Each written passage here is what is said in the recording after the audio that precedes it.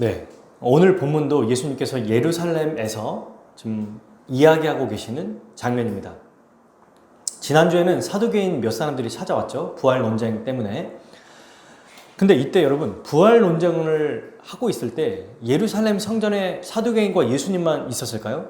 당연히 아니죠. 거기에 있는 사람들이 분명히 있었을 거예요. 그 중에 서기관은 풀이하면 율법학자입니다. 뭐 글 쓰는 사람이 아니에요. 율법학자를 지금 서기관이라고 해석한 거예요. 이 사람, 오늘 본문에 나온 이 사람도 지금 사두개인과 예수님이 논쟁하고 있는 장면을 유심하게 살펴보고 있었어요. 그게 오늘 본문에 나오죠. 28절에 서기관 중 한 사람이 그들이 변론하는 것을 듣고 예수께서 잘 대답하신 줄 알고, 그러니까 잘 보니까 예수님이 사두개인과 대화하는데 너무 지혜롭게 잘 얘기하시는 거예요. 그래서 이제 이 서기관, 율법학자가 너무 대답을 잘하시는 걸 보고 깊이 있다는 걸 보고 이제 질문을 하기 시작합니다. 그 질문에 대해서 오늘 나오는 본문 내용이에요. 자, 그러면 율법학자, 서기관은 어떤 사람인가? 아주 간단하게만 살펴볼 필요가 있는데요. 사두개인은 뭐라고 그랬어요? 제사장 계열이고 귀족 출신이라고 그랬잖아요. 근데 서기관, 이 율법학자는 평민 출신입니다. 그리고 율법을 잘 알고 있고 또 사람들에게 잘 가르치려고 노력하는 자들이고 많이 알고 있기 때문에 사두개인은 귀족이어서 친로마 세력이나 아니면 산헤드린 공의회라고 하는 리더들에게 인기가 있고 그들이 다수를 차지한다면, 서기관들은 평민이기 때문에 산헤드린 공의회는 거의 없을 거고 없고 오히려 대중들에게 인기가 많아요.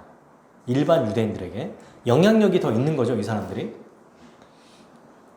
하지만 여러분 아시겠지만 예수님의 비난을 아주 제대로 받고 있는 무리입니다. 계속해서 예수님에게 딴지를 걸고 또 율법에 대해서 이야기하면서도 자기 의를 가지고 있는 사람들인 거죠. 이 사람들은.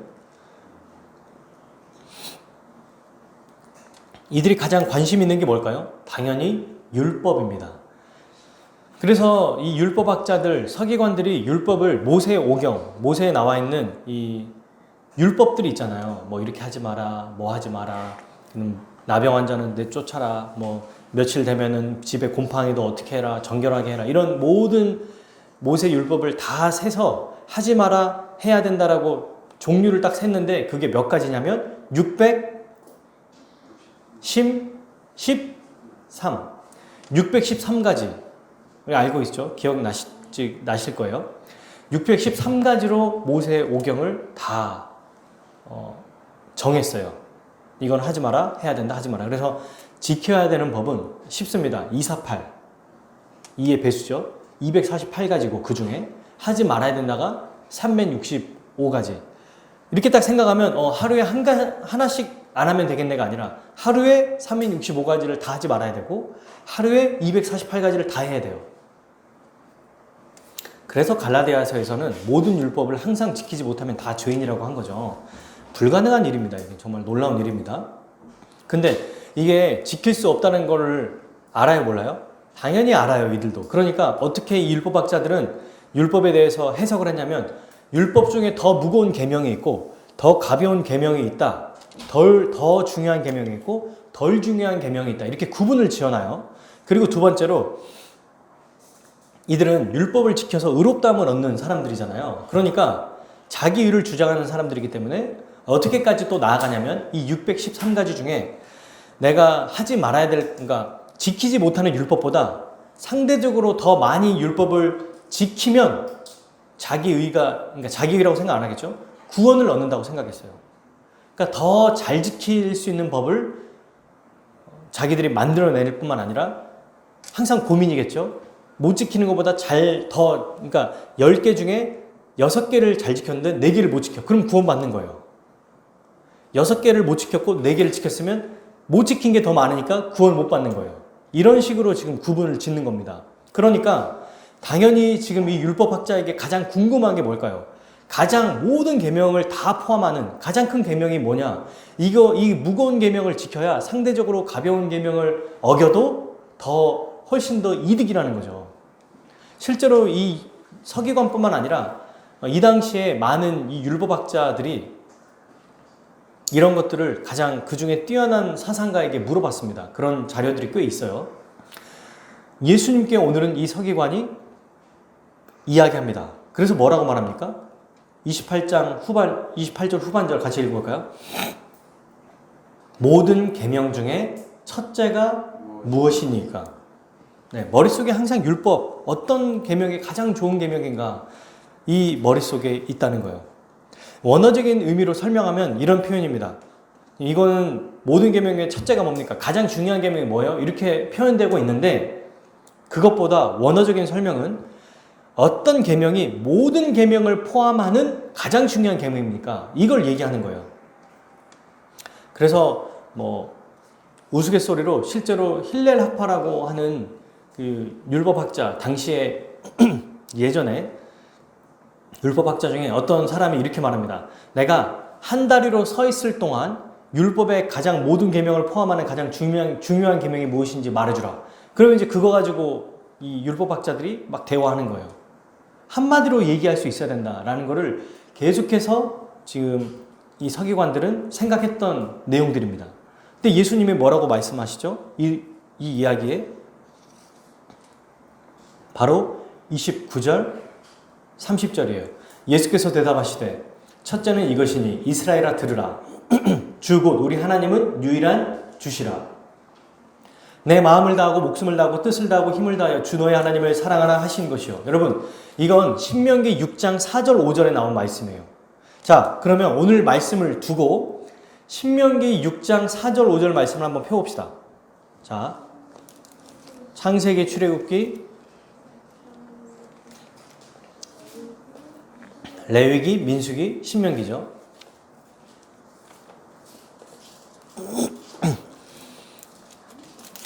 구약 성경입니다. 신명기는.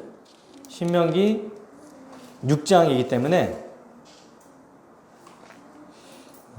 271페이지네요. 제 성경으로는.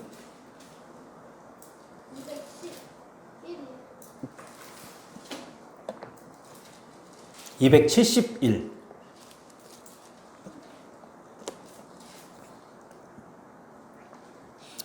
자, 한번 보겠습니다. 여기에서 우리가 잘 알고 있는 말씀이 나오죠. 4절부터 9절까지 한번 읽어볼까요? 시작. 이스라엘아 들으라. 우리 하나님 여호와는 오직 유일한 여호와시니 너는 마음을 다하고 뜻을 다하고 힘을 다하여 내 하나님 여호와를 사랑하라. 오늘 내가 내게 명하는 이 말씀을 너는 마음에 새기고 내 자녀에게 부지런히 가르치며 집에 앉아있을 때에든지 길을 갈 때에든지 누워있을 때에든지 이 말씀을 강론할 것이며 너는 또 그것을 내 손목에 메어 기호를 삼으며 내 미간에 붙여 표로 삼고 또 내 집 문설주와 바깥문에 기록할지니라. 아멘. 이게 우리가 알고 있는 그 유명한 쉐마 이스라엘입니다. 들으라 이스라엘. 그러니까 모세오경을 가장 아주 한마디로 표현한다면 이 말씀일 거예요. 들으라 이스라엘. 그러면서 뭐라고 말합니까? 결국에는 이 모든 율법을 지키는 목적이 뭐예요? 하나님을 마음과 뜻과 힘을 다해 사랑하기 위한 거예요. 이게 모든 율법을 지키는 목적이 바로 그겁니다. 근데 이 말씀에서 여러분 약간 뭔가 날카로운 분들은 하나 발견했을지도 몰라요. 신명기 6장 4, 5절 말씀과 오늘 마가복음 12장 30절 말씀에 다른 점이 하나 있습니다. 한번 찾아볼까요?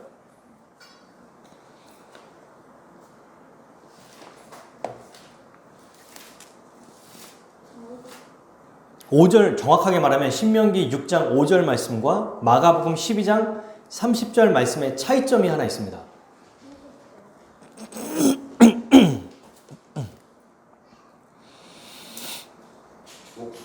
그렇죠. 앞에 신명기에서는 마음과 뜻과 힘 세 가지가 나오는데요. 예수님은 여기에 목숨까지 넣으셨어요. 그래서 뒤에 서기관이 예수님 말씀을 듣고 동일하게 신명기 말씀만 가지고 얘기해요. 또 동일하게 33절에 마음과 지혜와 힘. 여기서 이제 이 뜻이 지혜도 같은 의미거든요. 서기관도 세 가지만 얘기하는데 뒤에서 예수님은 목숨까지 이야기합니다. 이게 뭘 얘기하는 걸까? 여러분, 먼저 예수님이 얘기하실 때 단답형으로 딱 얘기하신 것 같은데, 저도 이 말씀을 들을 때 보통 우리가 생각하면 하나님 사랑해야 된다, 이 얘기 이렇게 생각하잖아요. 근데 예수님이 먼저 어떤 얘기를 하십니까? 첫째는 이것이니라고 하면서 이스라엘아 들으라, 이 말씀을 먼저 하세요. 주 곧 우리 하나님은 유일한 주시니라. 이게 더 전제라는 겁니다. 처음부터 그냥 그래 첫째는 내 마음을 다하고 이렇게 생각했잖아요. 저는 사실 말씀을 볼 때 그렇게 생각했거든요. 근데 자세히 보고 연구를 딱 하다 보니까 바로 그 얘기를 하신 게 아니네.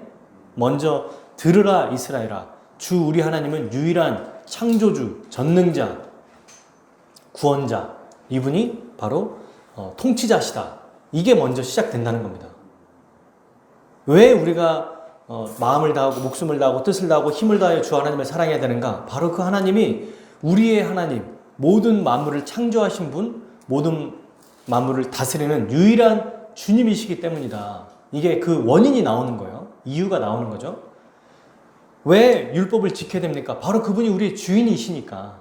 우리에게 가장 큰 은혜를 주시고 우리를 만드신 분이니까 그분을 사랑해야 된다. 근데 여러분, 여기에 우리 주님이 목숨까지 넣었다라고 하는 것은 뭘 포함하는 걸까요? 마음과 뜻과 힘을 딱 생각하면은 어느 정도 딱 이렇게만 만약에 생각하면 내가 할 수 있는 최선을 다하면 되겠구나 라고 생각할 수 있지만, 목숨까지 넣으니까 어떻게 됩니까? 죽을 힘을 다해서, 아니 죽음으로까지 주님을 사랑해야 되는구나, 여기까지 확정이 되는 거죠. 그냥 적당이라는 수준이 없는 거예요. 그러니까 하나님을 사랑하라고 할 때 그의 백성들은 어느 정도 한계를 지어놓고 적정성을 지어놓고 이 정도 사랑하면 된다가 아니라 한계를 어디까지 지어놨습니까? 목숨으로 지어놨어요. 목숨까지 하한선을 지어놨어요. 근데 제가 이 한글 성경을 보고 다른 번역본을 보고 영어 성경과 또 헬라어 성경을 딱 보다 보니까 중요한 점을 하나 찾아냈습니다. 이거는 뭐 누구나 다 찾아낼 수 있거든요. 영어 성경에 보면 우리나라 말로는 너의 마음을 다하고 목숨을 다하고, 좋아요 표현이. 그런데 영어는 어떻게 되냐면 헬라어도 똑같이 각 그 단어 앞에 전부 다 all이라는 단어가 표현되어 있어요. all your heart, all your soul, all your mind, all your strength. 그러니까 모든 너의 마음 전부를 다하고, 너의 영혼 전부를 다하고, 너의 생각 전부를 다하고, 너의 힘 전부를 다하여 주 너의 하나님을 사랑하라. 이 뜻이에요. 그러니까 더 분명해지죠. 어느 정도로 사랑해야 되는가. 그냥 마음을 어느 정도, 야 나는 이 정도 마음 썼어, 나는 이 정도 마음을 다했다, 이 정도가 아니라 마음 전부를 말하는 거고요. 목숨 전부를 얘기하는 거고, 영혼, 생각도 내가 주일날 주님을 사랑하는 거 하려고 생각 좀 했어가 아니라 너의 생각 전부를 다 하고, 좀 힘이 남았다, 지금 괜찮다, 이제 내가 좀 예배 좀 참석할 수 있겠는데, 이제 컨디션 괜찮아, 이게 아니고 너의 힘 전부를 다하여 주 너의 하나님을 사랑하라, 이렇게 말씀하신 겁니다. 여기에 여러분 헬라 용법을 더 추가해 볼게요. 여기에서 헬라 용법에 보면 무엇을 다하고가 아니라 이 단어는 정확하게 무엇으로부터예요. 그러니까 뭐냐면 그냥 야 이거 명령법처럼 너의 마음 전부를 다해, 이 말이 아니라 더 깊이 들어가 보면 너의 마음 전부로부터 라는 뜻이에요. 너의 전부, 마음으로부터. 그러니까 가장 내면 깊은 곳에서부터, 너의 가장 진실한 그 깊은 곳에서부터 라는 거죠. 더 어떤 의미가 있습니까? 명령보다는 정말 마음 깊은 곳에서부터 우러나는 그 마음부터 시작해서 전체로 드려야 된다고 얘기하는 거예요. 범위가 엄청나죠. 한국 표현만 보면 마음을 다해라, 그냥 할 수 있는 만큼 열심히 해라, 이 정도가 아니라 전체 마음인데, 그 전체 마음도 깊은 마음, 그러니까 겉으로만이 아니라 아주 내면 깊은 곳에서부터 시작돼서 전체로 다 하나님 앞에 드려야 된다. 지금 이 얘기를 하고 있다는 겁니다. 너의 모든 마음으로부터, 너의 모든 영혼으로부터, 너의 모든 생각으로부터, 너의 모든 힘으로부터 주 너의 하나님을 사랑해라. 그러니까 쉽게 정리하면 이런 거죠. 우리가 생각하는 거, 지성, 감정, 의지, 그리고 여기에다가 우리 주님이 말씀하신 목숨과 힘까지 더해서 전 인격으로 온전히 주님을, 하나님이신 주를 사랑하는 거에 힘써야 된다, 이 말입니다. 이게 여러분 성경이 말하는 사랑이라는 거예요. 우리가 생각하는 사랑이 어느 수준인지 모르겠지만 세상이 말하는 사랑과는 아주 큰 거리가 있죠. 전부를 다하라는 거예요. 여러분 이거를 우리가 모르는 게 아닙니다. 실제로 연애하거나 사랑하는 가족들에게 또 내가 너무너무 사랑하는 어떤 사람들에게 행할 때는 처음부터 끝까지 이 인간의 한계가 있기 때문에 못하지만 어느 타임 시간을 정해놓고 어떤 상황에서는 정말 전력을 다할 때가 있어요.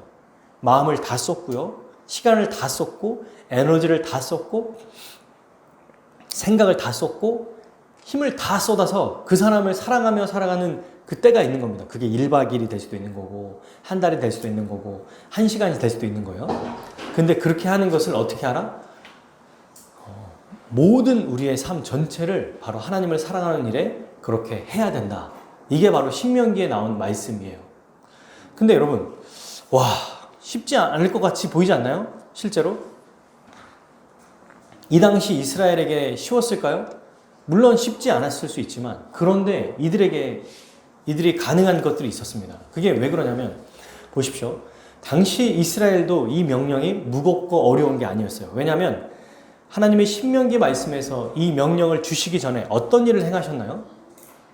이스라엘 백성을 애굽 땅에서 구원하셨어요. 그러니까 처음부터 자 너는 마음을 다하고 목숨을 다하고 뜻을 다하고 내가 준 모든 율법을 다 지켜 이렇게 말씀하신 게 아니고 어떻게 하셨냐면 애굽 땅에서 노예로 있었던 자들을 자유인으로 해방시켜 주시고 구원해 주셨습니다. 먼저 생각해 보세요. 여러분들이 노예고 지금 어디에 잡혀 있는 사람이에요. 근데 누군가 와서 우리를 풀어줍니다. 값을 주고 풀어주고 해방시켜주고 또 이제 해방만 되면 어떻게 해요? 노예는 자기 집이 없잖아요. 자기가 살 곳이 없어요. 집이 없으니까. 돈도 없습니다. 인맥도 없겠죠. 인맥이라 해봐야 노예예요. 같이. 그러니 해방이 된 다음에도 살 곳이 필요하고 먹을 것이 필요해요. 그때 하나님 어떻게 하셨냐면 전쟁에서 승리하게 하시고 비옥한 가나안 땅을 주셨죠. 이스라엘 백성에게. 그리고 그 가나안 땅을 가는 그 길목에 불기둥과 구름기둥으로 더위와 추위 가운데 함께 하시고 또 만나와 메추라기를 통해서 일용할 양식을 항상 공급받게 하셨어요. 하나님이 함께 하셔서 어느 민족보다도 복받는 자들이 됐습니다. 그러니까 해방시켜 주시고 모든 것을 다 주셨기 때문에 이제는 주의 말씀에 순종하며 살아갈 수 있도록 하나님이 다 만들어 주신 거죠. 그러니까 이 말씀 애굽에서 너희를 구원해 주신 하나님께 이제는 너희의 마음을 다하고 또 생각을 다하고 뜻을 다하고 힘을 다해 하나님을 사랑하라. 이 말씀이 결코 그들에게 무거운 것이 아니었다는 겁니다. 그러나 그들은 어떻게 했어요? 실패했습니다. 안 돼요. 이스라엘 백성은 자기의 전심으로 모든 마음으로부터 하나님을 사랑할 수 없었습니다. 그게 옛 율법이 가지고 있는 한계예요. 안 돼요. 여러분 겉으로 사랑할 수 있는 것들은 할 수 있어요. 그리고 아까 말한 것처럼 내가 너무너무 사랑하는 가족과 연인관계, 친척관계, 가족관계는 적정선은 사랑할 수 있습니다. 어느 때는 한 1박 2일 아까 말한 것처럼 2시간 혹은 한 1년은 정말 열렬히 사랑할 수 있는데 그 이상으로는 안 돼요. 그리고 그 사랑도 깊이 들어가 보면 자기의 유익을 위해 사랑하는 거야. 내가 이만큼 사랑했으니 너도 이 정도 사랑해야 돼. 내가 이렇게 했으니 너도 이 정도는 해줘야 돼. 라고 하는 게 전제되어 있어요. 그게 채워지지 않으면 쌍방향이기 때문에 반드시 어떤 불편함이나 또는 부담스러운 마음이 생기게 되는 거죠. 다른 상대방에게 요구하게 되고 그때부터는 집착이 되거나 이런 말하자면 전심으로 온전히 전인격적으로 다른 사람을 있는 그대로 아무 대가 없이 사랑할 수 있는 사람은 없어요. 안 돼요. 불가능해요. 당연히 이스라엘도 그래서 실패했던 겁니다. 근데 하나님은 이걸 요구하세요. 말씀하시는 겁니다. 누가 여러분 이 율법에 나온 대로 하나님을 전심으로 다 사랑할 수 있을까요? 서기관은 알았습니다. 예수님 말씀하시니까 맞습니다. 주님, 하나님을 사랑하는 게 이렇게 중요합니다. 이게 얼만큼 중요하냐고 얘기하냐면 우리가 하는 종교 생활보다 더 중요하대요. 모든 번제물과 기태 제물을 드리는 것보다 낫습니다. 이 얘기 어디서 들어본 적 있죠? 순종이 제사를 드리는 것보다 낫다. 이 얘기하는 거. 종교적인 행위보다 마음 자체를 드리는 게 훨씬 더 중요하다고 얘기했어요. 어떤 사람은 구약을 착각합니다. 구약 성경을 보면 그래도 하나님 이렇게 해라 마라 하지 마라 해라 이것만 얘기하시니까 마치 형식적인 것들을 굉장히 중요하게 여기는 분이라고 생각하는데 예레미야 말씀을 잘 보면 할례를 받을 때도 외적인 할례, 이 어떤 남성의 생식기를 잘라내는 그 행동 말고 마음의 할례를 받으라고 얘기해요.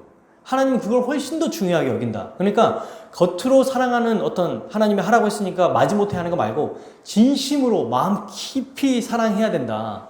다른 사람을 사랑할 뿐만 아니라 하나님을 사랑하고 예배해야 된다. 그러니까 번제물 드리는 건 할 수 있어요. 돈 많은 사람들. 양을 잘 키우고 가축을 잘 키운 사람들은 얼마든지 불태워서 드릴 수 있습니다. 근데 마음속으로는 이렇게 했으니까 됐지 뭐 또 내 마음대로 살아야지. 내가 이 정도 하면 되는데 교회에서 내가 이 정도 헌금하고 이렇게 열심히 신앙생활 하는데 하나님 이 정도면 됐잖아요 라고 말하는 거 동일한 거예요. 그거 말고 진심으로 말씀에 순종하고 마음 깊은 곳에서부터 하나님을 사랑하며 살아가야 되는 게 우리 하나님이 요구하시는 거예요. 그런데 이게 가능하냐고요. 저는 이 말씀을 드리고 싶어요. 여러분 가능합니까 이게? 이스라엘 백성도 실패했어요. 그래서 계속해서 이들이 실패했기 때문에 제사 제도를 통해서 이것을 메꿔주신 거죠. 죄를 지었기 때문에 안 되기 때문에 날마다 번제를 드리게 하시고 날마다 번제, 소제, 화제, 속건제, 화목제물을 통해서 그들의 죄를 용서하시고 그들이 하지 못했던 것들을 하나님께서 말하자면 여겨주신 거예요. 근데 궁극적인 해결은 안 된 겁니다. 마음이 바뀌어야 돼요. 하나님을 사랑하려면 또 그 다음에 나오죠. 이웃사랑에 대해서 나오는데 일단은 먼저는 하나님을 사랑하려면 마음이 바뀌어야 되는데 누가 대체 여기에 나와 있는 것처럼 너의 마음 all your heart 마음 전체를 다해서 사랑할 수 있냐고요. 누가 all your soul 너의 영혼 전부를 다해서 all your mind 너의 생각 전부를 다해서 못합니다. 힘 다해서 안 돼요. 못 사랑해요. 할 수 없어요. 누가 할 수 있냐면 이 사랑은 하나님만이 하실 수 있어요. 근데 하나님이 어떻게 하셨냐면 이 불가능한 사랑을 우리에게 보여주셨어요. 먼저는. 그리고 이 불가능한 사랑을 우리에게 행하셨습니다. 모든 마음과 목숨과 뜻과 힘을 다해서 우리를 사랑하신 것을 직접 보여주셨어요. 그게 누구죠? 네, 예수님. 하나님의 사랑의 증표가 바로 예수 그리스도예요. 예수님을 통해서 하나님의 모든 사랑이 완벽하게 드러났고 완전하게 나타났습니다. 하나님이신 예수님을 사람으로 태어나게 하시고 우리의 모든 죄를 다 담당하게 하신 거잖아요. 예수님은 하나님의 뜻대로 공생애 동안에 모든 말씀에 다 순종하시고 자기의 죄가 아니라 다른 하나님이 택하신 자들, 믿는 자들, 또 구원하기 원하는 이 모든 우리의 인류의 죄를 위해 대속 죽음을 죽으셨어요. 이것을 보고 완전한 사랑이라고 하죠. 그래서 여러분 십자가에선 뭐가 보이냐면 하나님의 뭐와 뭐가 보여요? 십자가에는 하나님의 공의와 사랑이 보여요. 공의는 뭡니까? 죄를 반드시 넘어가지 않고 처리하시는 하나님의 이 전능하심과 공의로우신 심판하시는 분이 나타나지만 동시에 죄를 누구에게 처리해요? 우리에게 심판을 내리는 게 아니라 그가 가장 사랑하는 독생자에게 심판하심으로 사랑의 하나님이라는 것을 보여주시죠. 두 가지가 동시에 나타난다는 겁니다. 십자가에서. 이 십자가가 여러분 하나님이 마련하신 거고 하나님이 우리를 사랑하신다라고 하는 기준적인 이 증표고 예표입니다. 그래서 여러분 이렇게 사랑하려면 뭐가 바뀌어야 되는 줄 아세요? 마음이 먼저 바뀌어야 돼요. 우리가 행동으로 이렇게 해라 저렇게 해라고 하는 거는 사람이 다루기가 어렵지 않아요. 공산주의나 사회주의로 한번 가보세요. 어떻게 합니까? 마음 바뀌는 것보다 몇 가지 딱 미션을 줘요. 혹은 이들을 하지 않으면 부모를 죽이면 됩니다. 자식을 죽이거나 자기 팔 하나 자르면 제일 잘 따라요. 아주 쉬워요. 그냥 행동으로 뭔가 신앙생활을 하게 하는 것은 어렵지 않다는 거예요. 근데 그걸 하나님이 원하시는 게 아니다. 우리 주님이 정말 원하시는 것은 마음의 할례, 마음으로부터 하나님을 사랑해야 된다는 거예요. 만약에 여러분 이 율법학자 서기관이 어떤 계명이 가장 큰 모든 계명을 포함하는 가장 큰 계명입니까? 라고 물어봤잖아요. 그랬을 때 예수님이 이렇게 얘기 안 하고 뭐 이거 해야 된다라고 하면 예를 들어서 예배 시간에 빨리 와야 된다라고 말을 했다고 생각해 봅시다. 목사님 말씀에 순종해야 된다 이렇게 딱 얘기를 했다고 생각해 봅시다. 그러면 어떡할까요? 이 사람들은 11시 예배인데 10시부터 와 있는 사람이 있을 거고 또는 9시, 8시 어떤 사람은 그 보통 명품 뭐 살려면 막 줄 서서 기다린다면서요. 콘서트 보려면 텐트 친다면서 아마 그 전날 여기 그 교회 앞에 텐트 쳐서 기다리고 있을 거야. 그러면서 내가 그래도 1등으로 사랑합니다. 근데 더한 사람이 있어. 여기서 자는 거야, 그냥. 주일 오늘 예배가 끝났는데 오늘부터 여기 자는 거예요. 이제 그러다 보면 이제 여기가 점점 이제 뭐죠? 숙박업소가 되겠죠? 근데 그 안에서도 또 경쟁을 벌일 거예요. 이 안에서 누가 더 앞자리 차지할 거냐? 또 그 안에서 예배 중에 딴 생각하는 사람 있냐 없냐? 누가 더 헌금 많이 하냐? 다 여러분 다 자기 의로 갑니다. 마음의 변화가 아니고 행동으로 뭔가를 얘기하고 바꾸려고 하면 행동으로 규제하려고 하면 아 내가 저 집사님보단 나아. 저 장로님보단 나아. 근데 얘기했죠. 늘 제가 하는 얘기. 30년 동안 비가 오나 눈이 오나 한 번도 새벽 예배와 수요예배를 주일 예배를 빠지지 않은 할머니가 딱 오시면 그때부터 위축이 되는 거야. 다른 모든 사람들에겐 당당하고 떳떳하고 내가 이 정도 그래도 막 말은 안 해요. 요즘에 촌스러우니까. 누가 그런 걸 표현합니까? 오히려 하수예요. 막 내가 괜찮은 이런 거는 하수고 오히려 굉장히 빛과 소금처럼 녹아져 들어있는 것처럼 행동하면서 속으로는 별 생각을 다 하는 거야. 내가 그래도 목사님보단 나. 아니 목사님 다음이야. 그 다음 내가 1등 아니야? 여러분 대부분의 성도들이 다 그렇게 생각해요. 다 목사님 다음으로 혹은 목사님보다 더 낫다고 생각하고 제가 좀 약간 딸리긴 하지만 더 열심히 해야겠죠. 목사님보다는 내가 더 낫다 이렇게 생각하는 사람은 별로 없고 그래도 목사님 다음은 나 아니야? 이렇게 생각한다는 거예요. 많은 사람들이. 실제로 제가 이제 신앙생활 하면서 이야기를 하다 보니까 그렇게 생각을 합니다. 근데 그러다가 아까 말한 것처럼 그런 정말 오랫동안 비가 오나 눈이 오나 새벽 기도에 빠지지 않고 기도하고 이런 딱 그분을 보면 어때요? 아 3등이구나 나는. 상대적으로 자꾸 자기를 순위를 매겨요. 근데 우리 주님은 오늘도 뭐라고 하셨습니까? 순서를 말하지 않고 너의 마음 전부를 다해서 사랑하지 않으면 순서와 상관없이 하나님을 온전히 사랑하는 것이다 아니다? 아니다. 이 말은 뭡니까? 행동으로는 어느 누구도 완벽하게 하나님을 사랑할 수 있는 사람은 없다. 그래서 로마서에서 뭐라고 하죠? 의인은 아무도 없다라고 얘기해요.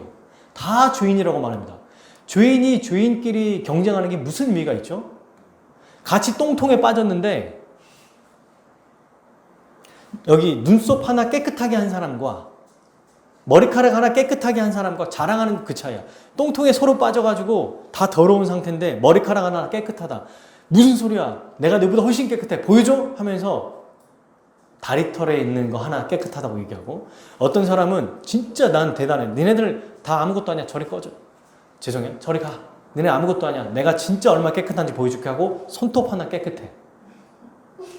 그거 보고 누가 이 사람 보고 넌 정말 깨끗하다라고 말합니까? 다 똑같아요. 다 똑같아. 죄인들은. 그러면 이 말씀은 우리에게 그냥 무거운 짐만 되느냐? 아니요. 아니요. 마음이 바뀌면 마음 자체가 바뀌면 이 법을 지킬 수 있습니다. 어떻게 마음이 바뀌죠? 이게 그러면 이제 또 마음 바뀌는 법 해가지고 제가 1, 2, 3, 4, 자 10. 자, 첫 번째 주일 예배 나오고 새벽기도 빠지지 말고 수요 예배 나오고 그 다음에 여러분 제가 이번에 부흥회 할 테니까 그때 와고 헌금 얼마씩 하고 이러면 마음이 바뀝니다. 라고 하는 건 방법이 쉽다고 했어요. 근데 이거는 다 자기 의를 만들어요. 전부 다 또 하나의 자기 공로를 만든다고. 아니에요. 이렇게 해서는 안 돼요. 기독교는 예수 그리스도를 믿음으로 바뀌는 종교입니다. 누가 이 얘기를 해요? 제가 합니까? 아니요. 성경이. 우리 주님이 말씀하시죠. 마음을 다해라. 이 말은 뭐가 전제되어 있냐면 예레미야 31장 31절, 예스겔 36장 새 영이 너희에게 부어질 거다. 그러면 너희의 굳은 마음이 부드러운 마음으로 바뀔 거다. 거기에 조건은 없어요. 조건은 딱 하나 있어요. 새 영을 받는 거. 근데 누가 새 영을 받아요? 예수 그리스도를 믿는 자가 받는 겁니다. 그래서 여러분 실제로 이 사건이 일어났어요. 2000년 전에 예수님 부활 승천하셔서 성령님을 보내셨습니다. 역사적인 사실이에요. 성령님은 제자들과 그와 함께 있는 120명의 사람들에게 부어졌습니다. 그리고 그때 사람들이 자꾸 주목하는 게 방언인데, 방언 말고 그 방언의 내용이 뭐예요? 하나님 나라의 일을 말하였다라고 나와요. 사람들이 뭐라고 깜짝 놀라냐면 저들이 이상한 얘기하네? 우리말을 하네? 하고 놀란 게 아니고 그 말의 내용이 하나님 나라의 일을 말했다고 나오거든요. 자꾸 앞에만 집중해서는 안 되죠. 막 방언을 했다, 그러니 우리도 방언해야 된다, 이런 얘기가 아니고 방언을 하든지 안 하든지 다른 언어를 얘기하든지 안 하든지 그 방언이 실제로 다른 언어냐 아니냐 이런 논쟁이 있어요. 실제로 신학적으로. 그런 거는 우리가 몰라도 됩니다. 나중에 깊이 공부할 필요가 있겠지만, 그럼에도 불구하고 그 성령님을 받았을 때 다른 나라 언어로 얘기했던 내용이 뭐냐고요. 하나님 나라의 일, 곧 요해에서 그 얘기가 뭔지를 모르니까 사도 바울이 사도행전 2장에서 저 사람들 미쳐서 술 취했나 봐 이러니까 설명해 주는 거예요. 지금 이 현상이 뭔지를. 그러면서 뭘 가지고 얘기해요? 요해에서 2장. 자녀들은 예언할 것이요, 청년들은 환상을 보고 아비들은 꿈을 꿀 것이다. 이 말이 뭡니까 대체? 바로 구약 성경에서 말씀하신 새 영이 마침내 부어져서 이제는 마음으로부터 하나님 말씀에 순종할 수 있는 자가 되었다. 이게 바로 그 사건이다. 구약에서부터 우리가 지키지 못했던 그 율법, 하나님의 말씀을 이제는 사도행전 2장에서 베드로가 설명하죠. 요해서에서 말씀하신 그 새 영이 우리에게 부어진 것이다. 이 말을 들으니까 여러분 어때요? 그 당시에 이 말씀을 들었던 사람들이 어떤 반응을 해요? 나도 방언해야 되는데, 나도 저렇게 뭔가 신비한 체험을 해야 되는데, 이렇게 반응합니까? 아니죠. 설교가 거의 다 끝날 때쯤 그들의 공통적으로 나타나는 특징이 뭐예요? 마음이 찔려. 마음이 바뀌는 거예요. 어떤 외적인 현상에 집중하고 치중하는 게 아니고, 나도 정말 내가 바로 그 예수님을 십자가에 못 박힌 자들이 우리구나. 내가 하나님 말씀을 순종한다고 했지만 결국 내 뜻대로 내 힘으로 주님을 섬기며 살았구나. 성령님을 받아야 변화되는구나 라고 하면서 마음이 찔리거든요. 그리고 마음이 찔려서 뭐합니까? 회개해요. 그리고 예수님을 구주로 받아들이죠. 그때 성령님을 받아요. 5,000명이나 3,000명이나 막 회심했다라고 하는 게 바로 이거예요. 그 일이 역사적으로 일어났습니다. 우리는 이 사실을 믿는 자들이에요. 성경을 믿는 자들이기 때문에 2000년에 일어난 이 일들도 믿고, 지금도 마찬가지로 예수님을 주와 그리스도로 믿는 자는 성령님을 받아 새로운 자로 변화된다는 것을 믿는 자들입니다. 성령님을 받은 자는 마음이 새롭게 됐기 때문에 마음으로부터 이제는 하나님의 말씀을 지키고 싶고 순종하고 싶은 마음이 생기는 거예요. 이게 회심의 아주 결정적인 증거예요. 회심했다 안 했다, 내가 진짜 하나님 나라 백성이다 아니다를 뭘로 알 수 있는가? 우리 믿음의 선배들이 다 얘기했던 것처럼 반드시 사랑은 믿음의 행동으로 나타날 수밖에 없다고 얘기했어요. 이걸 율법주의로 보면 안 돼요. 이걸 하면 구원받고 안 하면 구원받지 못한다. 이거는 서기관들이 한 방식이에요. 주님은 뭐라고 하십니까? 마음 자체가 바뀌어야 그의 행동이 나타난다. 그러니 우리가 딱 서로 살아가는 모습을 볼 때, 이 사람은 정말 하나님의 백성이구나라는 모습이 나타나요. 그걸 자기 스스로도 알 수 있는데 어떻게 아냐면 그동안에 한 번도 관심 없던 성도가 내 눈에 들어오기 시작합니다. 어려운 사람의 이야기를 들었을 때 그 사람을 돕고 싶은 마음이 생기기 시작해요. 그전에는 어떤 마음이 있었냐면, 저도 사실 젊었을 때 이것저것 막 많이 해봤고 여러분들도 다 해보고 하고 있잖아요. 열심히 또 신앙 생활 하시는 분들이고. 근데 보면은 우리 교회에서 예전에 있었던 그 교회들 보면은, 제가 다녔던 교회들을 보면 어떤 장로님이나 권사님이나 집사님들은 존경받아요. 사회적으로도 뛰어나고 또 장로님이니까 얼마나 또 신앙이 모범적인 삶을 사시겠습니까? 새벽기도 나왔을 때 할마다, 제가 가끔 어머니 따라서 그 초등학교 때도 방학 때 새벽기도를 갔는데 너무 열심히 기도하시는 거예요. 근데 나중에 크고 나서 복음을 알고 나서 알았어요. 외적인 모습으로는 얼마든지 속일 수 있구나. 왜냐면 그 안에 내용이 뭐냐면 다 결국 나의 그 미래, 나의 자녀들, 나의 가족, 나의 인생, 나의 집, 그 다음에 차가 지금 오래됐는데 좀 바꿔야 될 것 같고, 또 직장에서 지금 이런 어려움이 있는데 좀 나아져야 될 것 같고, 전부 다 자기 기도만 하는 거예요. 전부 다. 그래서 이제 이렇게 얘기하는 분도 있다고 그랬죠. 저는 저 말고 가족을 위해 기도하고 가족을 위해 삽니다. 근데 가족은 확장된 자기거든요. 그러니까 결국 가족을 위한 기도, 가족을 위한 삶도 자기를 위한 삶이에요, 이게. 근데 회심하면 어떤 일이 벌어지냐면 나와 나의 확장된 가족 이외의 사람들이 보이기 시작해요. 그리고 그 사람들에게 마음이 쓰이기 시작해요. 그래서 겉으로 뭔가 성가대, 찬양팀, 그 다음 체육대회 하면은 체육대회에서 보통 일반 교회에서 집사님 되는 조건 중에 하나가 있다고 그랬어요. 안수 집사님이 되는 조건. 체육대회를 할 때 사회를 봐야 됩니다. 왜? 겉으로 드러나야 되니까. 부흥회, 성회를 할 때 찬양을 해야 돼요. 겉으로 드러나야 되니까. 다 경험했던 거예요. 전 다 봐왔던 거고. 그리고 뭔가 교회에서 어떤 축제 같은 걸 할 때 앞에서 꽁트 같은 거 하고 재밌게 해가지고 이상한 흉내 내고 그런 거 해가지고 사람들에게 웃음을 줘야 돼요. 그러면 일단 그 사람은 눈에 딱 찍히는 거고 괜찮은 것 같은데? 라는 인식을 주거든요. 그리고 투표하면은 되는 거예요. 이렇게 해서는 안 되잖아요. 진짜로는 눈에 안 보여. 어떤 할머니나 권사님이나 집사님은 눈에 안 보여요. 근데 이 사람과 이렇게 면밀하게 지내다 보면 정말 아름다운 일을 하고 있어요. 구역장에, 그러니까 누가 이렇게 앞에 주방에 일이 빠졌을 때 자기가 와서 하고, 그 다음에 돈이 없는데도 그 안에서 주일학교 아이들에게 헌금하고, 이름도 모르게 빛도 모르게 섬기는 분들, 이런 사람들이 진짜 마음에서부터 바뀐 신자로서의 모습이 드러나는 거예요. 그러면 겉으로 하는 사람들은 가짜냐? 그런 거 아니에요. 드러날 수도 있고 드러나지 않을 수도 있다는 거예요. 근데 진짜는 마음으로부터 바뀌는 것이다. 안 바뀌고 이걸 행동하면 그냥 불안에 떨려요. 제가 해보니까 그래요. 두렵고 불안합니다. 그냥 그렇게 더 불안하니까 더 열심히 해요. 그 안에서 안식을 누려야 되고 뭔가 소망을 찾아야 되니까, 예를 들면 하나만 했던 교회 일을 하나 더 해. 일부 예배에 했던 어떤 반주든 아니면 섬기는 헌금위원이든, 근데 이거 갖고 모자라는 거예요. 해보니까 더 해야 될 것 같은데, 근데 더 하고, 헌금위원 말고 청년부 때 내가 지금 이럴 때가 아니야, 주보 나눠주는 일을 해야겠는데 그거 하고, 끝나고 이제 어른들 기도회인데 기도회도 해야겠는데 이거 하고, 점점점 자기의 공로를 많이 쌓죠. 왜? 불안하니까. 자기 스스로 증거가 잘 안 나타나니까. 그런 일들이 있다는 겁니다. 근데 여러분, 마음이 바뀌면, 마음으로부터 완전히 새롭게 되면 주의 말씀대로 순종할 수 있는 자가 되는 거예요. 그러니까 복음 아닌가요? 마음이 바뀌는 것도 우리의 힘으로 되는 게 아니고 예수님을 믿을 때 믿는 자에게 주님이 성령을 보내주시는 거예요. 그러면 예수님을 어떻게 믿습니까? 오늘 말씀에 나오죠. 쉐마 이스라엘, 이스라엘아 들으라.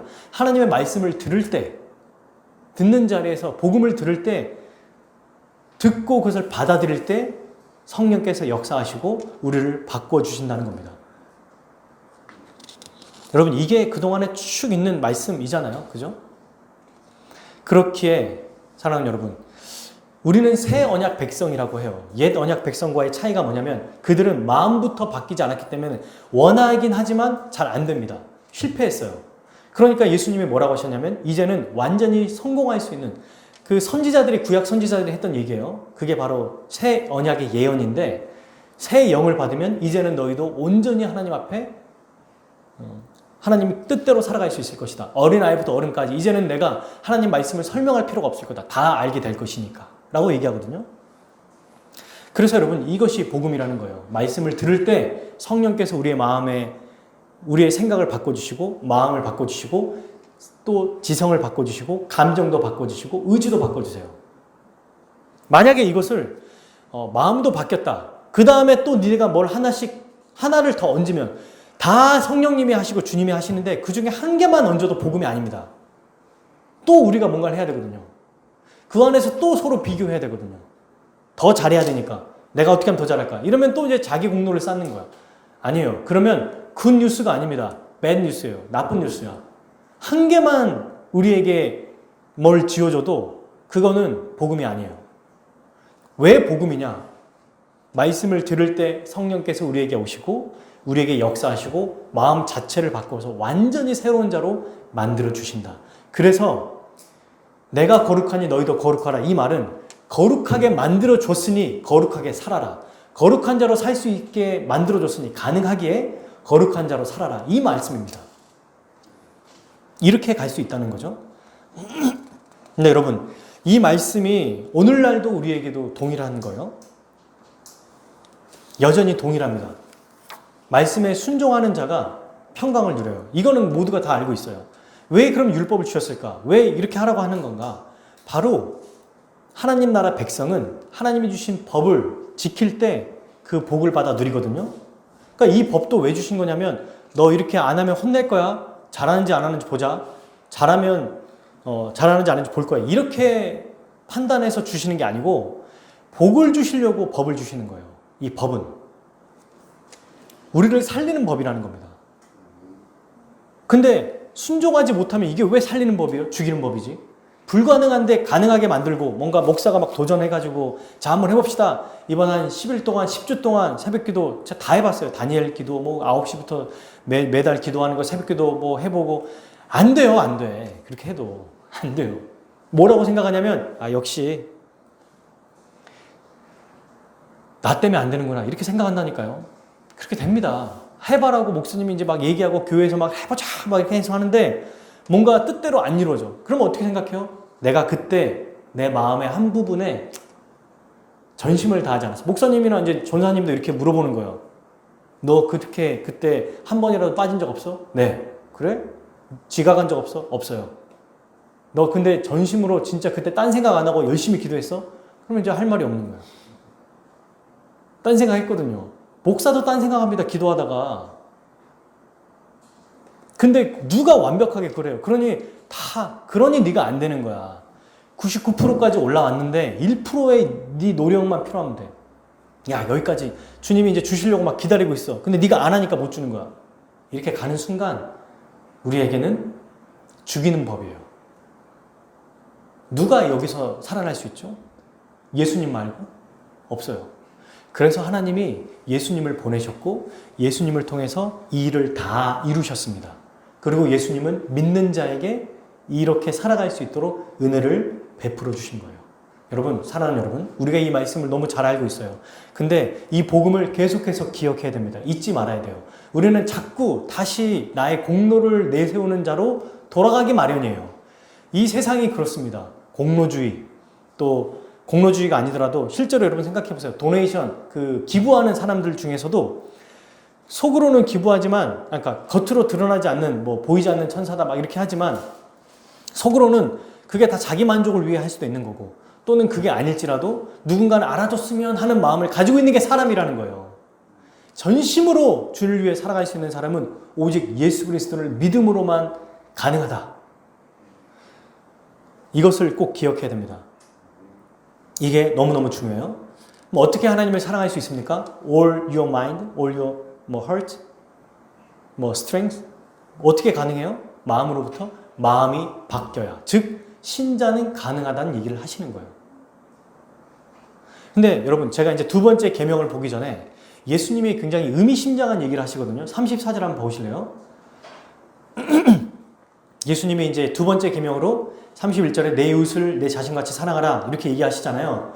그랬더니 32절, 33절에 서기관이 뭐라고 말하냐면, 선생님 옳습니다. 하나님 한 분이고 다른 이가 없음이 말씀이 참됩니다. 마음을 다하고 사랑하고 이웃 사랑하는 것이 종교 생활하는 것보다 번제물과 기타 제물보다 훨씬 낫습니다. 이걸 알았어요. 근데 예수님이 뭐라고 하시냐면 34절, 예수께서 그가 지혜 있게 대너를 보시고 이르시되, 읽어볼까요?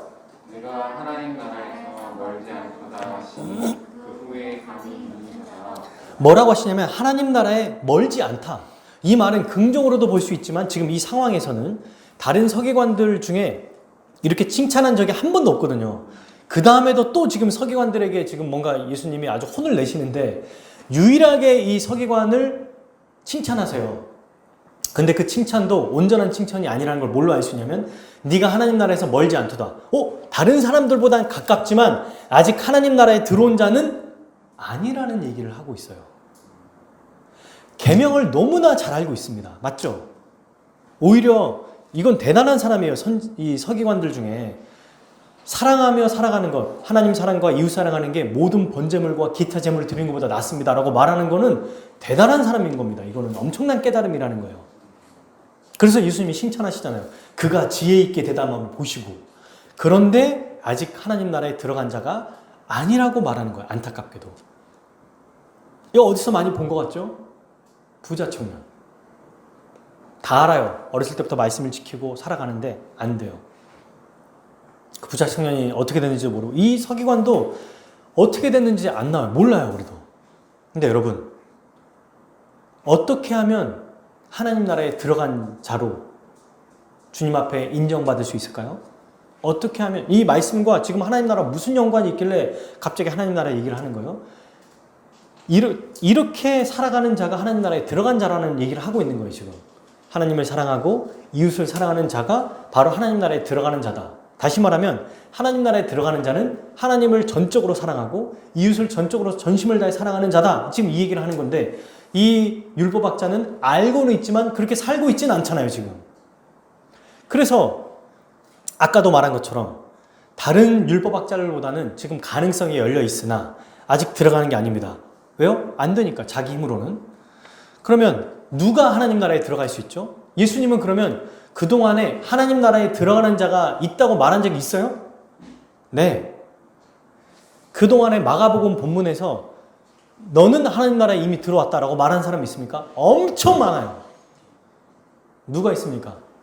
나병 환자, 중풍병자, 혈루병 걸린 여인, 수르베고닉의 여인, 그 다음 제자들, 몸을 파는 여인, 세리, 죄인 다 하나님 나라에 들어간 자라고 말합니다. 주님이 뭐라고 하셨어요? 제가 한 가지만 읽어볼게요. 마가복음 2장 17절 예수께서 그들에게 이르시되 건강한 자에게는 의사가 쓸데없고 병든 자에야 쓸데있느니라. 나는 의인을 부르러 온 것이 아니요 죄인을 부르러 왔노라 하시니라. 자기가 죄인이라는 걸 인정하고 주님 앞에 나와서 믿는 자는 다 하나님 나라에 들어간 자네요. 근데 나는 똑똑하고 나는 의인이고 나는 괜찮고 나는 이 정도면 율법학자고 하는 사람은 알고 있어도 하나님 나라에 들어간 자가 아니라는 것입니다. 예수님의 제자들은 어부들이잖아요. 똑똑한 사람이 없어요. 근데 뭐라고 하셨냐면 누가복음 17장 21절에는 정확하게 이렇게 얘기하세요. 또 하나님 나라가 여기 있다 저기 있다 하지 못하리니 하나님 나라는 너희 안에 있느니라. 어몽이거든요. 뭐뭐 사이. 너희 사이에 이미 하나님 나라가 임했다. 너희는 하나님 나라 백성이다. 이 얘기를 하세요. 마태복음 16장에 보면은 내가 너희를 통해서 내 교회를 세운다. 교회가 뭡니까? 하나님 나라 백성이잖아요. 사랑하는 여러분.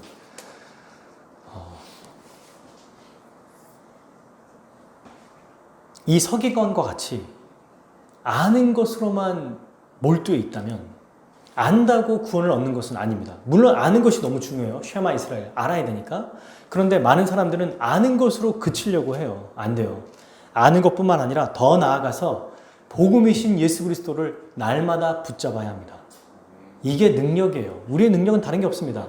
이미 다 이루신, 우리를 위해서 전부 다 이루신 예수 그리스도가 지금도 살아계셔서 하나님의 보좌 우편에서 우리를 다스리고 계신다. 살아계신다. 그분이 우리를 다스리신다. 그 십자가의 공로를 믿는 자에게 날마다 부어주신다라는 것을 믿고 살아가는 자가 하나님을 온전히 사랑하며 살아갈 수 있습니다. 이웃을 사랑하며 살아갈 수 있어요. 두 번째 계명을 얘기했는데 여러분 이 두 번째 계명은 서기관은 이렇게 얘기했죠. 어떤 계명에 모든 걸 포함합니까? 라고 했을 때 하나님을 사랑하라. 이거 신명기 말씀이 있잖아요. 이렇게만 얘기하고 끝나야 되는데 예수님은 여기에서 한 번 더 확장해서 한 가지를 더 얘기하세요. 그게 바로 오늘 31절의 말씀이에요. 읽어볼까요? 둘째는 이것이니 내 이웃을 내 자신과 같이 사랑하라 하신 것이라. 이보다 더 큰 계명이 없느니라. 둘째는 뭐라고 하냐면 내 이웃을 자신같이 사랑하라. 이렇게 얘기하십니다. 여러분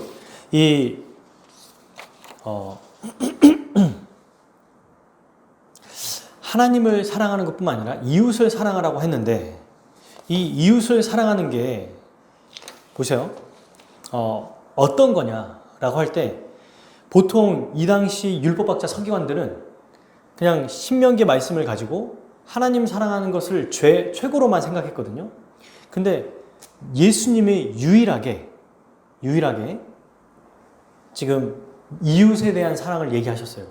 이 말씀은 레위기 19장 18절에 나와 있습니다. 제 성경에는 관주라고 해서 이 말씀이 어디에 나와 있는지가 표시되어 있거든요. 레위기 19장 18절에 이렇게 되어 있어요. 원수를 갚지 말며 동포를 원망하지 말며 내 이웃 사랑하기를 내 자신과 같이 사랑하라. 나는 여호와이니라. 놀랍죠? 구약 성경에도 이웃 사랑을 어떻게 하라고 그랬냐면 네 자신처럼 사랑하라고 얘기했어요. 보통 사람들이 사랑이라고 얘기하면 아까 말한 것처럼 하나님을 사랑해라 이러면 자기가 어느 정도 적당히 한 수준을 딱 생각해 놓고 정해 놓고 이 정도면 하나님을 사랑하는 거야 라고 생각한다고 했지만 아니라고 그랬어요. 모든 마음과 생각과 정신과 영혼 다 포함해서 사랑해야 된다. 근데 이웃 사랑도 뭐라고 얘기하냐면 이 안에 내용을 포함합니다. 이웃, 다른 사람을 사랑해라 이렇게 얘기할 때 이 당시에는 이 이웃이 누구일까요? 당연히 이스라엘 민족들일 거예요. 근데 여러분 이웃 사랑을 말할 때 이웃 사랑도 사람들은 적당히 생각할 수 있거든요. 이 정도면 이웃 사랑하는 거지 라고 하는데 뭐라고 생각하냐면 아주 구체적으로 얘기하고 있어요. 뭐라고 얘기합니까?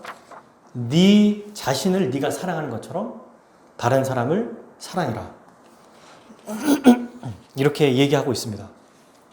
여러분 어느 수준까지 사랑하냐고 얘기하냐면 바로 나처럼 사랑하라고 말해요. 나처럼 사랑하라 이걸 한번 생각해 볼까요? 나처럼 사랑하라. 나를 사랑하고 있다는 거잖아요. 지금 이게. 그러면 너무 쉬워요. 힘들면 어떻게 합니까? 우리는 쉬어요. 배고프면 먹습니다. 또 말하고 싶지 않으면 말하지 않아요. 또 일하기 싫으면 일하지 않아요. 어떤 건 할 때도 있겠지만 몸이 너무 피곤하고 또 내가 지금 건강에 어떤 것들이 필요하다. 그럼 또 찾게 됩니다. 말하지 않고 생각하지 않아도 본능적으로 나타나는 게 자기 사랑이에요. 사람은 아무리 부모일지라도 너무 극한까지 가면은 그게 이제 어떤 뛰어넘는 희생도 가끔 보일 때가 있지만 일반적으로 사람은 자기를 가장 많이 생각해요. 자식을 생각하면서도 눈에 보이니까 생각하는 거지 가만히 있으면 자기 자신을 생각한다고. 내가 지금 힘들다, 좋다, 안 좋다, 뭐 행복하다. 그러니까 이보다 더 구체적인 사랑이 없습니다. 너처럼 사랑해라 이러면 끝나는 거예요, 사실. 정말 이게 놀라운 말씀인 거죠. 그러면 여러분 이제 이걸 한번 좀 생각해 보려고 해요. 하나님을 사랑하는 것과 이웃 사랑을 별개로 생각해야 됩니까? 아니면 연관해서 생각해야 됩니까? 당연히 밀접하게 연결되어 있습니다. 무슨 얘기냐면 사랑은 반드시 어떤 방식으로 표현된다고 했잖아요. 근데 만약에 하나님의 사랑만 이야기하면 어떤 일이 벌어지냐면 이렇게 벌어져요. 사람마다 주관적으로 하나님을 사랑할 수 있게 됩니다. 또 실체가 없을 수 있어요. 예를 들면 이런 거죠. 야, 너 하나님 사랑해. 사랑하고 있어 지금. 나 계속 생각하고 있는데. 얼마나 생각하고 있어? 하루에 한 2시간은 생각해. 사람마다 다 달라요. 야, 그 정도보다 더 해야 되는 거 아니야? 내가 생각하는 하나님의 사랑은 이 정도야. 한 시간만 생각해도 돼. 이렇게 이제 얘기한다는 거예요. 실체가 없는 신비주의에 빠질 수가 있습니다. 혼자 예배한다든지, 혼자 하나님의 음성을 듣는다든지, 그러면 뭔가 구체적으로 안 나오니까 이거를 판단할 기준이 없어요. 하나님을 사랑하고 예배한다고 하는데 몰라요. 너 왜 이번 주에 이렇게 교회 안 나왔어? 하나님이 나보고 음성을 들려주셔서 뭐라 그러냐면 오늘은 예배 가지 말래. 그러면 아무도 뭘 못하는 거예요. 구체적인 뭐 기준이 없으면. 그래? 나한테는 그런 얘기 안 하시는데? 너한테는 안 나와도 된다고 하시는구나. 이번 주에 나에게도 임하셨으면 좋겠다. 이러면서 이게 약간 우스갯소리 같지만 심각할 수 있어요. 실제로 이런 것들을 진지하게 생각하는 분들은. 그래서 이게 여전히 여러분 율법주의를 낳을 수밖에 없어요. 난 하루에 5시간씩 성경 공부한다. 나는 일주일에 몇 시간씩 한다. 기도한다. 너 기도 많이 하냐? 얼마나 하냐? 왜냐면 이제 겉으로 드러나는 게 이제 그런 걸로 나타나니까. 그렇게 될 수밖에 없겠죠. 이 모든 것들은 다 상대주의로 될 수밖에 없어요. 그래서 여러분 하나님을 진짜로 사랑하면 어떻게 되냐면 이 실체가 이웃을 사랑하는 그러니까 교회 지체, 다른 지체를 사랑하는 모습으로 표현이 되는 거예요. 이게 아주 구체적으로 하나님을 사랑하는 방식입니다. 왜냐하면 하나님이 가장 기뻐하시는 게 뭡니까? 하나님의 영광을 돌리는 게 뭐예요? 하나님의 형상대로 창조된 사람, 처음부터 창조 원리대로 한 몸으로 만들어 놓은 우리 한 공동체, 믿음의 사람들이 서로 사랑하며 사는 것을 가장 하나님이 기뻐하신다는 겁니다. 근거가 있습니까? 왜 그렇게 얘기합니까? 라고 할 때 근거가 있어요. 요한일서에 나와요. 요한일서 4장 11절 사랑하는 자들아 하나님이 이같이 우리를 사랑하셨은즉 우리도 서로 사랑하는 것이 마땅하도다. 4장 19절 20절 우리가 사랑함은 그가 먼저 우리를 사랑하셨습니다. 누구든지 하나님을 사랑하노라 하고 그 형제를 미워하면 이는 거짓말하는 자니 보는 바 그 형제를 사랑하지 아니하는 자는 보지 못하는 바 하나님을 사랑할 수 없느니라. 하나님의 사랑은 반드시 형제마라고 해서 꼭 남자만 얘기하는 거 아니죠. 모든 지체를 표현하는 거잖아요. 지체를 사랑하는 모습으로 나타날 수밖에 없다. 근데 왜 이렇게 사랑할 수 있는가? 거꾸로 얘기하면은 이웃을 사랑하는 자는 하나님의 사랑을 받은 자예요. 예수 그리스도의 복음을 받은 자입니다. 그래서 하나님을 사랑하고 싶은데 그 사랑의 표현이 어디로 향하는 걸 아냐면 이웃에게 향하는 걸 알아요. 그래서 교회에서 많은 시간을 보내고 이게 매우 중요해요. 성경 공부 열심히 하고 너무 중요합니다. 또 자기가 가진 그 어떤 일정의 월급, 11조, 감사헌금, 성경헌금 너무 중요해요. 이게 교회를 더 풍성하게 만드는 거니까. 근데 그게 전부라고 생각해서는 안 된다는 거예요. 거기서 더 벗어나서 결국 그게 누구를 위한 것으로 돼야 되느냐? 지체를 위한 것으로 돼야 한다는 것입니다. 제가 이걸 한 가지를 예를 들어볼게요, 여러분. 시간이 많이 받기 때문에 이제 간단하게 몇 가지만 좀 설명하고 말씀을 좀 마치려고 합니다. 우리가 하나님을 사랑한다고 할 때 구체적으로 어떻게 얘기하냐면 어떻게 연결됐는지를 제가 좀 설명해 보려고 하는 거예요. 이렇게 얘기하죠. 보통 이제 우리가 하나님을 사랑하는 삶을 얘기할 때는 예배 시간을 가장 중요하게 여기고 또 어떤 소득의 일정의 헌금을 드리는 거 중요하게 여기죠. 맞아요. 너무 중요해요. 또 교회가 필요한 시간에 그 시간에 자기의 에너지와 힘을 내고 또 시간을 내서 그 일들을 하는 거예요. 맞죠? 이게 하나님이 기뻐하시는 겁니다. 당연해요. 근데 그게 필연적으로 어디에서 구현되죠, 이게? 교회에서 구현돼요. 다른 데서 예배를 드릴 수 없고요. 다른 데서 헌금할 수 없고 다른 데서 교회를 위한 일을 할 수 없어요. 반드시 하나님을 위해 하나님의 사랑을 받은 자로서 하나님을 사랑하고 싶어서 하고 있는 행동들이 교회와 연결되어 있고 교회 지체들과 아주 밀접하게 연결될 수밖에 없다는 겁니다. 예배는 두 가지를 표현합니다. 하나님과의 교제, 설교, 선포를 통해서 하나님께 드리고 하나님 말씀을 듣고 또 죄 고백과 헌금을 통해서 나의 것을 하나님께 드려요. 이게 수직적인 관계죠. 그런데 예배는 이게 다가 아니에요. 사도신경에서 우리가 성도의 교제를 믿사오며 라고 할 때 그 성도의 교제가 포함됩니다. 그래서 우리가 예배 후에 설교 나눔이 중요하다고 얘기하는 거고 교제가 중요해요. 예배만 드리고 보통 이제 큰 예배에서 저도 대형교회를 다녀봤지만 예배를 드리고 그냥 교제 없이 속하지 않고 예배만 그냥 어디 이렇게 듬성듬성 드리고 나가는 건 성도의 교제가 없기 때문에 반쪽짜리 예배예요. 이건 하나님이 기뻐하시는 예배가 아닙니다. 정확해요. 너무 분명해요. 성도의 교제라는 게 반드시 포함되어야 돼요. 그래서 함께 식사하는 게 그렇게 중요하다고 얘기하고 식사의 교제가 너무너무 중요해요. 밥 먹을 때 서로 교제하고 얘기하거든요. 내가 어떻게 살았는지, 한 주간 어떻게 지냈는지, 그리고 그날 들은 말씀을 가지고 나눌 때 기도 제목을 얘기하고 이때 비로소 성도의 교제가 완성이 되고 그리고 하나님께 온전한 예배가 드려지는 것입니다. 그래서 주일날 예배만 드리고 집에 바로 가는 게 아니고 주일에 교회 예배 밥 맛없어. 저도 어렸을 때 어머니께 그런 얘기 진짜 많이 했어요. 형이랑 이번 주에 그 예배 드리기 전에 주방에 한번 쓱 들어가 봐요. 그래서 풀떼기만 딱 있다. 오늘 끝났어. 오늘 형한테 형 안 되겠다. 그 대형 버스를 타고 다녔거든요. 교회 차량 운행하니까. 형 안 되겠어. 예배가 끝나자마자 형이랑 같이 가서 바로 집에 가서 짜장면 시켜 먹거나 라면 끓여 먹거나. 근데 이제 아버지도 같이 동참해서 가시고 그랬어요. 어머니는 안 된다고 그러고 애타 하시면서 그때 이제 야속하셨을 거예요. 밥을 더 맛있게 해야 되는데. 그러면 교회에 더 남아있지 않았을까? 어쨌든 그러니까 성도의 기도가 너무너무 중요해요. 같이 남아있으면서 얘기하는 거. 그러니까 예배는 하나님과의 관계만이 아니라 함께 한 몸 돼서 누리는 거다. 두 번째, 헌금을 하잖아요. 헌금도 뭐라고 말합니까?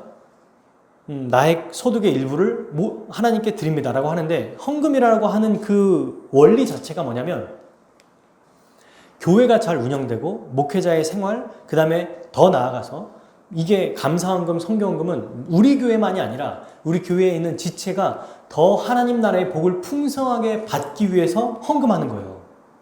보통 많은 사람들이 구약의 11조 가지고 얘기하잖아요. 우리가 이제 나중에 예배에 대해서 다시 하나씩 올해 반드시 할 거예요. 교회론을 얘기하면서.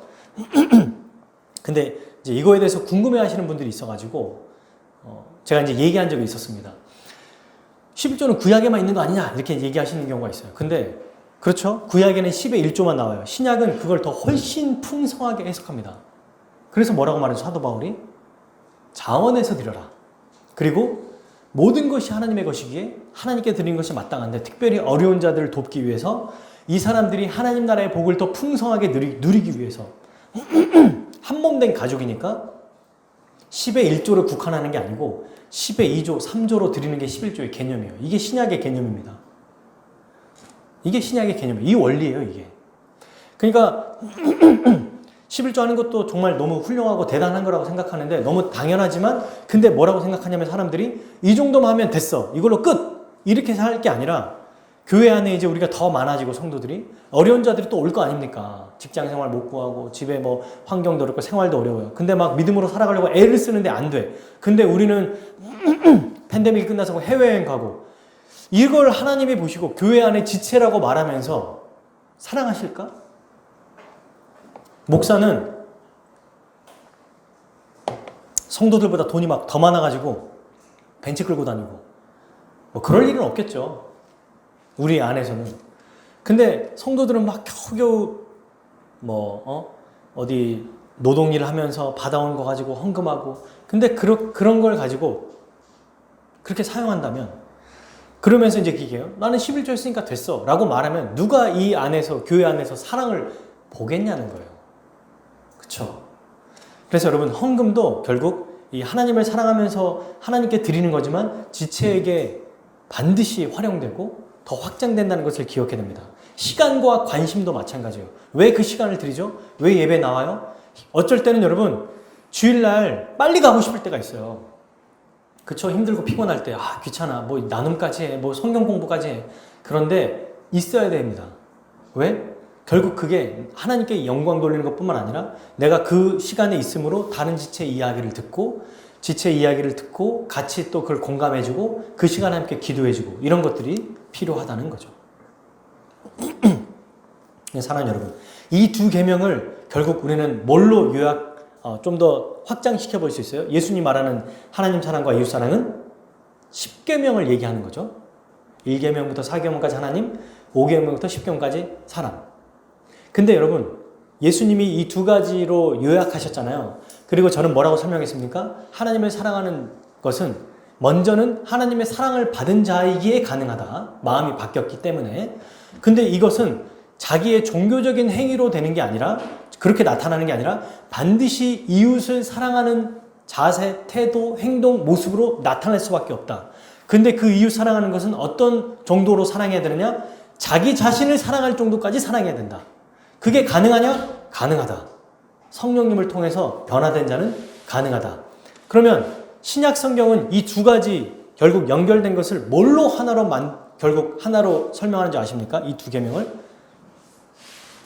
많은 사람들은 하나님 사랑이라고 생각하잖아요. 결국 진짜 참된 신자로서 네가 증명하는 게 뭐냐, 네가 드러나는 게 뭐냐라고 했을 때 이웃 사랑에 대해서 얘기해요. 갈라디아서 5장 13, 14절에만 제가 한번 읽어드릴게요. 형제들아, 너희가 자유를 위하여 부름을 입었으나 그러나 그 자유로 육체의 기회를 삼지 말고 오직 사랑으로 서로 종노릇하라. 갈라디아서 5장 14절이에요. 온 율법은 내 이웃 사랑하기를 내 자신같이 하라 하신 한 말씀에 이루어졌나니. 진짜 하나님을 사랑하고 정말 주를 위해 다 살겠다, 이런 사람들은 반드시 마땅히 어떤 삶으로 나타난다? 교회 지체를 사랑하는 모습으로 나타난다. 예배를 드리고 헌금을 하고 또 시간을 내고 관심을 갖고 하는 것으로 증명된다는 거예요. 어떻게 이게 가능하냐? 누가 하나님 나라에 가까운 자고 들어간 자냐? 예수님을 믿는 자. 우리. 복음을 갖고 복음을 간직한 자가 이렇게 살아갈 수 있습니다. 사랑하는 여러분, 말씀을 이제 마무리하겠습니다. 저는 이 말씀을 듣고 어떻게 하면 우리 교회에 더 잘 적용해 볼까를 고민하고 있어요, 요즘에. 그래서 지난주 몇 주 동안 여러분들이 너무 잘하고 있지만 제가 더 우리가 실망하고 더 기대해야 된다고 얘기하잖아요. 사실 이게 그런 맥락입니다. 지금 팬데믹 상황에서는 직접 만나는 게 어려워요. 직접 만나는 게 제일 좋거든요. 근데 그러려면 또 어렵죠. 그래서 또 직접 만나는 것뿐만 아니라 삶에 개입해서 함께 이것을 공유하며 살아가야 되는 거예요. 여러분, 정말 다른 교회의 성도들과 비교하는 게 좀 어떨지 모르겠지만 비교해서 저는 어디 성도들과 내놔도 우리 성도들이 정말 이 하나님과 이웃사랑에 열심히 있다고 자부하고 생각해요. 우리가 배우면 더 열심히 할 거라고 생각해요. 그런데 여기서 그치지 말고 계속해서 더 나아가야 된다고 생각하는 것입니다. 여기에서 제일 큰 어려움 혹은 큰 적이 뭐라고 생각하냐면 현대시대라고 생각해요. 개인주의.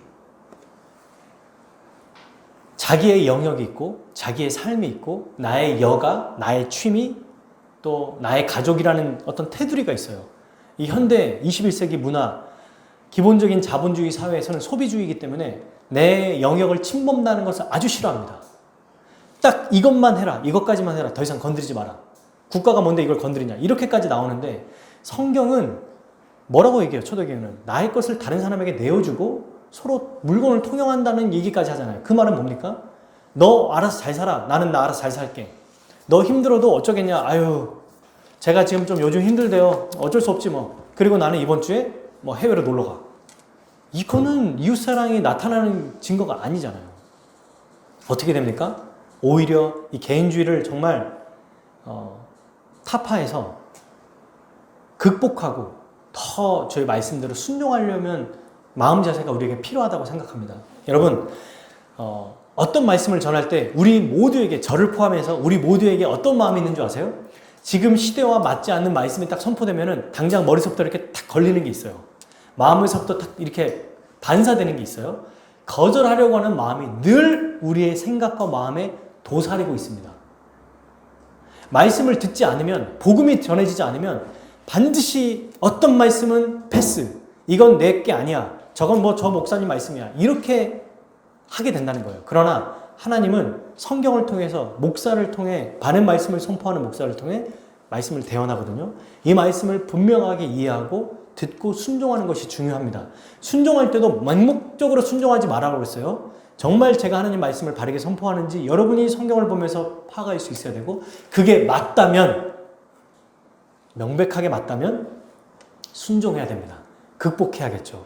이 일을 제가 하는 거예요. 그래서 여러분, 이제 앞으로 제가 함께 읽자고 하는 그 책에서도 서문에 뭐라고 나오냐면, 사랑은 그리스도인이 자동적으로 이루어지지 않는다고 나옵니다. 그리스도인이라고 해서. 이게 우리의 본성으로 나는 게 아니에요. 본성은 나를 사랑하는 거지 다른 사람을 사랑하는 게 본성이 아니거든요. 그래서 이걸 거역하게 되고, 목사는, 우리 믿음의 선배들, 종교개혁가들이 뭐라고 했냐면, 목사는 다른 지체들이 불쾌하고 하거나 불편한 얘기, 싫은 소리를 하라고 있는 자리다, 이렇게 얘기해요. 제가 때로는 여러분들에게 좋은 얘기만 하는 게 아니라 안 좋은 얘기, 싫은 소리, 안 좋은 얘기도 할 수도 있어요. 근데 그것은 여러분 잘 기억해 주시기 바랍니다. 저희가 기분 나빠서가 아니라 하나님 말씀을 온전하게 앞으로 대언하기 위해서, 또 여러분들이 더 말씀대로 잘 살아가기 위해서 이 말씀을 드리는 거예요. 어떻게 하면 더 불편하지 않고 기분 나쁘지 않게 할까? 그럼에도 불구하고 어떤 모습이 나올 때는 얘기할 수밖에 없어요. 얘기해야 됩니다. 이것들을 얘기해야 되죠. 저는 실수할 수 없을까요? 당연히 있죠. 저도 잘못할 수 있고 실수할 수 있어요. 그때는 어떻게 될까요? 당연히 저에게도 동일하게 얘기해 주셔야 됩니다. 그래야 목사도 성도가 필요한 거예요. 근데 이제 서로 간에 예의 있게 해주면 좋겠죠. 목사님도 잘못하겠습니까? 이런 거 하지 말고 이렇게 나와서 잘 얘기해 주시고, 저도 뭘 그렇게 잘해서 이렇게 말고 같이 부드럽게 얘기하는 게 아주 필요할 거예요. 저도 필요해요. 여러분들도 필요하고. 그래서 여러분, 이 말씀을 잘 이해하기 위해서 이제 우리가 공부할 거고 또 할 것입니다. 사랑하는 여러분, 한 주간 한번 생각해 봅시다. 어떻게 하면 더 깊이 있게 우리가 교제할 수 있을까? 왜 이런 고민을 해야 될까? 내 마음과 우리 예수님 말씀하신 것처럼 지체에게 나의 all your mind, all your heart, all your strength, 어떻게 하면 나의 모든 마음과 모든 생각과 모든 돈과 시간과 에너지를 다른 우리 성도들과 또 다른 불신자들에게 쏟아야 되는 부분은 어떤 것인가, 이것을 한번 생각하고 이 한 주간도 생각하며 좀 살아갔으면 좋겠습니다. 특별히 오늘 이제 예배가 끝나고 2학기 하반기 사역에 대해서 얘기할 때 이 사역들이 구체적으로 이웃사역으로 나타나지 않을까 생각해요. 그래서 제가 목회자 수련을 갔다 온 거죠. 이것들을 잘 하는 것이 하나님을 사랑하고 이웃을 사랑하는 우리에게 아주 큰 역할이라 생각합니다. 여기에서 더 나가고 앞으로 우리 교회가 5년, 10년, 20년 지났을 때 저 교회는 정말 큰 교회야 이런 얘기 듣는 것보다 정말 말씀대로 사는구나, 진짜 성경적인 교회의 성도들로 사는구나 라는 그런 이야기를 사람들에게 들을 뿐만 아니라 우리 하나님께 인정받는 그런 교회가 되기를 주님의 이름으로 축복합니다.